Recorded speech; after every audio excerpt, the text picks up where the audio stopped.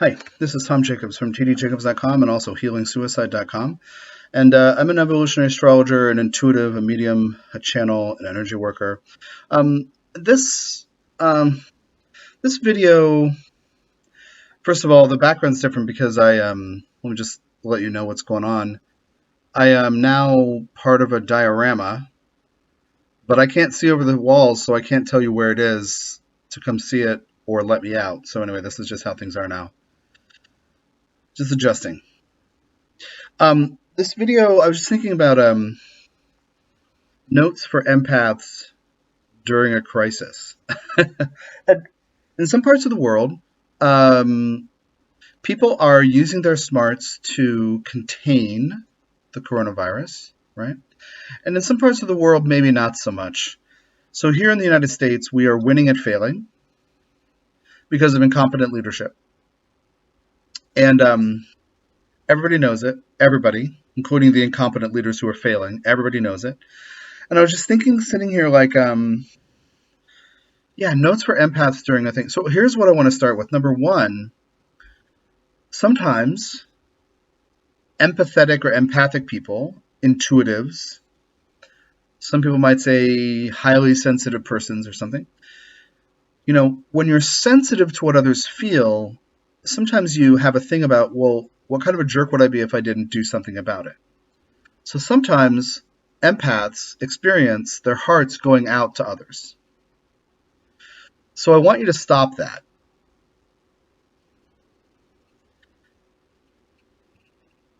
I just want you never to do that. My invitation to you is to get grounded, cords into the earth, be in your body, manage your energy, be responsible for your energy, and then interface with the world and others as needed, as appropriate, when healthy. But this is part of my thinking comes in here. So that's number one, right? But I want to give you more background. Part of my thinking here is when, I don't know if it was February or something, I can't remember if it was January or February, when not just, oh, there are reports of a virus, but when it started to like kind of look like it was going to get real, I had a sense in myself, I was like, ooh, this is going to be a big deal. And people were, some estimates were coming up, and I was like, no, it's going to be a lot more people than that. That's when I started releasing energy work channel meditations, which I'll put the links to again. I have in a number of videos, but I'll put the links to them in the description here. But that sense of like, okay, people need some tools and perspectives to maybe see if they can learn how not to give in to the pain that's going on or unfolding in the collective, or the fear, right, that's going around. And around that time, I stopped doing energy work. I could do it in any session, and I kind of have tapered back, and I've only done it in a couple sessions since then, just to moderate my own energy with stuff I'm dealing with.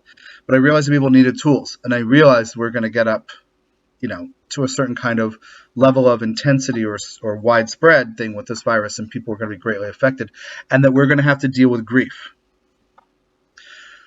That grief was going to be very obviously a vehicle, or this situation will be a vehicle for more people learning how to deal better in deeper ways with grief. So if you are somebody who, as an empathic person, your heart went out to everybody, well, this is the time when it would just make you crazy and you'd be a mess and you'd be crying constantly and not able to get your whatever done. So I encourage you to call back all energies that belong to you. It doesn't end relationships. It doesn't stop you being helpful to people, but you got to own everything that belongs to you if you're going to be effective when you choose to do something or be helpful.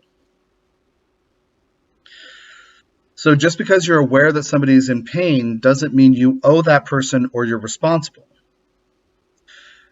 Just because if you were to be aware of somebody's pain and didn't do something about it because you were sick or run down or something, that doesn't make you a bad person.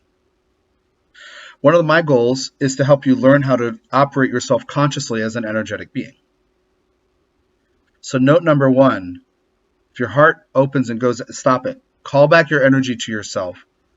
Get grounded, cords into the earth.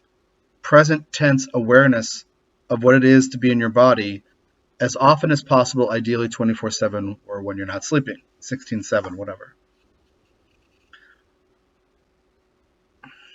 That's number one. Number two,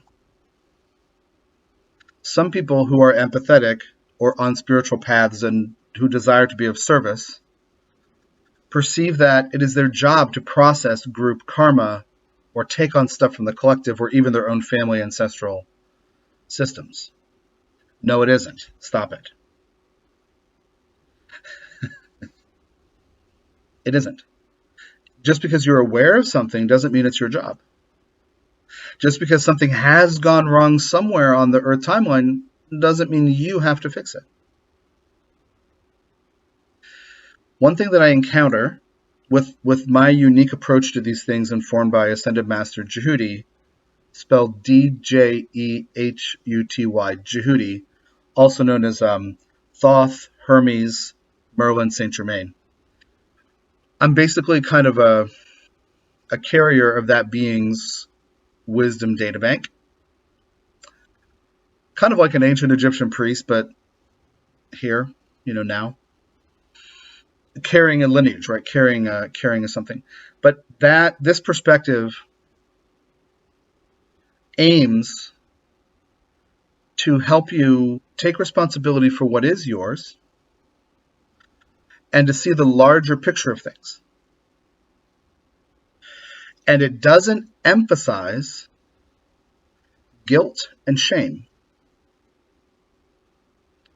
So sometimes with this perspective, when I work with people who sometimes come to me, they'll have been taught by other people who are empathetic or channels or mediums or empathic or whatever, empaths, sensitive people, psychics, mediums, etc., that we're here to cleanse the Earth's karma.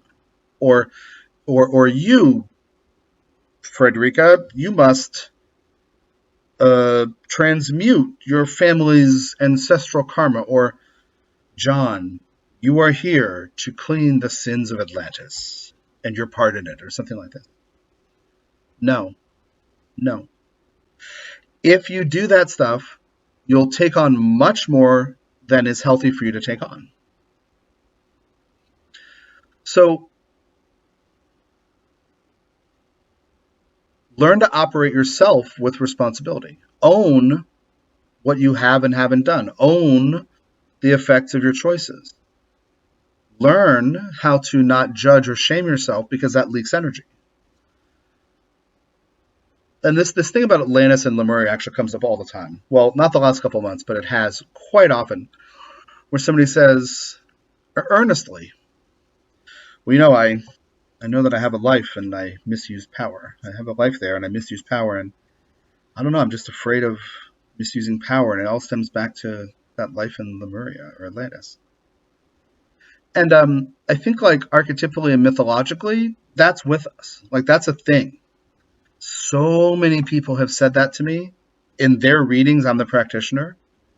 They're saying, I feel guilty about, it's a thing in the collective. Well, I consider it like a mythology, because just look at what you're doing now. Just look at what you did last week. Look at what you've done the last 10 years. And then behave intentionally, and through your whole life.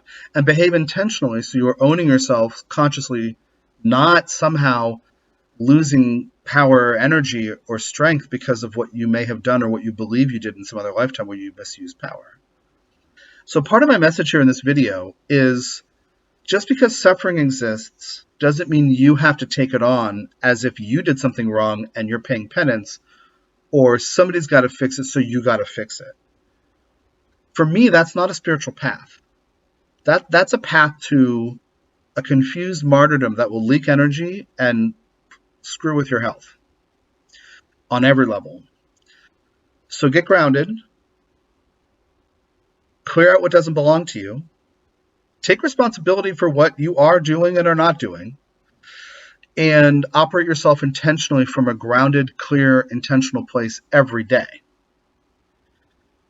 so that when you can be of assistance, when it's healthy, when there are boundaries, when it's appropriate, when you are prepared, when you have slept well and you have eaten well, when you have permission, when the door is open, then you can do something and be very effective. I've had the experience recently of being quite occupied with my other life things that are coming up for different reasons now. And I've had the thought, oh, gosh, part of me has had the thought, I would love to be able to help people more on a consistent basis through such videos, these, about dealing with grief and whatever. And part of me goes, I can't. Like, I'm overwhelmed with what I'm dealing with. And then another part of me says, but you put those things up, those channel meditations for free that people are finding, because you're getting several emails a week with people saying, I'm using them and they are helping me, thank you. So I have been less active, but I'm not guilty about it. I have the ability to reach people and to be of help if some people are quite helped by what I do. But I have to take care of myself first. That's my responsibility.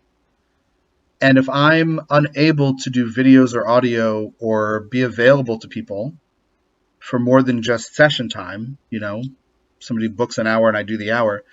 If I'm unavailable temporarily to do more than that, well, then that's just how it is. I'm not doing it wrong if I'm not sacrificing everything because there is suffering. So one of the challenges, and this is the last part of this video, one of the challenges that I as an empath experience, and I believe this is a standard experience, or it's a challenge, is to feel what you feel, but stay grounded, not absorb everything, but be aware of things, but not open to everything all the time and run yourself down, run yourself ragged.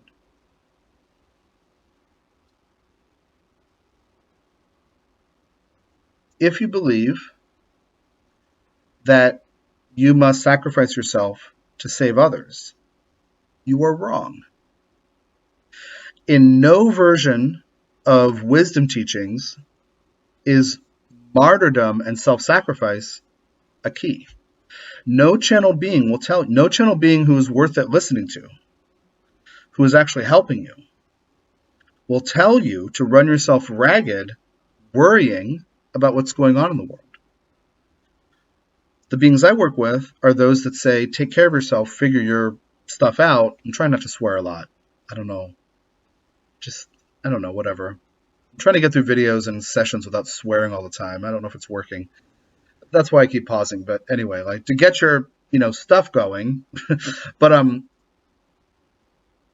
you learning to be responsible for yourself is an empowerment act. You leaking energy because suffering exists is disempowering. So, notes for an empath. What do you need to do for yourself this week? How is it that you need to operate yourself, which is the most intentional, conscious way? What do you need to stop doing? What do you perhaps need to return to doing or start doing that you maybe haven't because you've been, dealing with people or things or worrying or something? What do you need to do for yourself? For you to become a conscious operator of that is our goal for you, the beings that I work with. That's our goal for you. Anyway, thanks for your time and energy. Thanks for your attention. And I hope that you are learning more about operating yourself intentionally. I'm putting the links to those resources, those free channel meditations, down in the thing. So there are 22 20-minute channel meditations that are energy work meditations. And then there are also 4, and they cover over the course of 22 meditations, all the chakras and a bunch of life themes. That's a good way to get charged and cleared out on a regular basis, 20 minutes at a time. Some of them are 21, maybe 22. Then, to go deeper, there are 4 60-minute processing trauma and grief MP3s, which are the next step. So if this is the first time you're seeing me and you're like, I'm interested in meditation, Tom, where do I begin? So number 1, the 13-minute free grounding meditation that's linked from tdjacobs.com. 13-minute grounding meditation. It's not an energy work meditation, so start there. Number 2, the 22 20-minute meditations. Yeah, do that. Then, once you feel like you understand what those energies of those beings are and you're ready to go deeper, do the 4 in order: 1, 2, 3, 4, the 4 60-minute things on processing trauma and grief. The individual videos on YouTube of the processing trauma and grief, I I put the same intro for each of the 4 videos to make sure you watch it. And I said something in there like, take these seriously, they're not toys. And somebody wrote me and said, oh my God, you're right, these are not toys. So I just encourage you to take them seriously because they will affect you in deep ways. Thanks for playing. tdjacobs.com, healingsuicide.com. Take care.